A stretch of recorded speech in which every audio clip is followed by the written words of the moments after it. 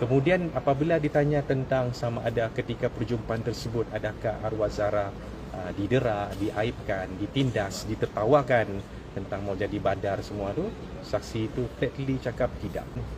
Geng Circle 19. Circle 19 ni kita patut panggil geng ke ataupun kumpulan pelajar? Dia cakap ini adalah kumpulan pelajar lah, bukan geng.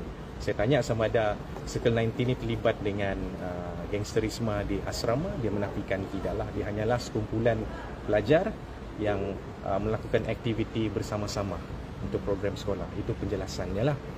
Jadi saya tanya lagi, sama ada kumpulan Circle 19 ni terlibat dalam perjumpaan Zara pada malam tersebut? Dia bilang tidak. Saya tanya lagi sama ada kumpulan Circle 19 ini terlibat dengan mengepung Zara ketika itu? Dia bilang tidak. Adakah kumpulan Circle 19 ini terlibat secara langsung dalam kematian arwah Zara? Dia bilang tidak. Dan soalan yang saya minta dia simpulkan lah kan, saya tanya begini, jadi kesimpulan daripada keterangan kamu, okay, pengalaman adik dan penglihatan adik sendiri, bolehkah kalau abang katakan Zara ini dibuli dan ditindas oleh pelajar B, pelajar C, pelajar D dan pelajar E sehingga membawa kepada kematiannya? Dan jawab saksi tersebut adalah tidak.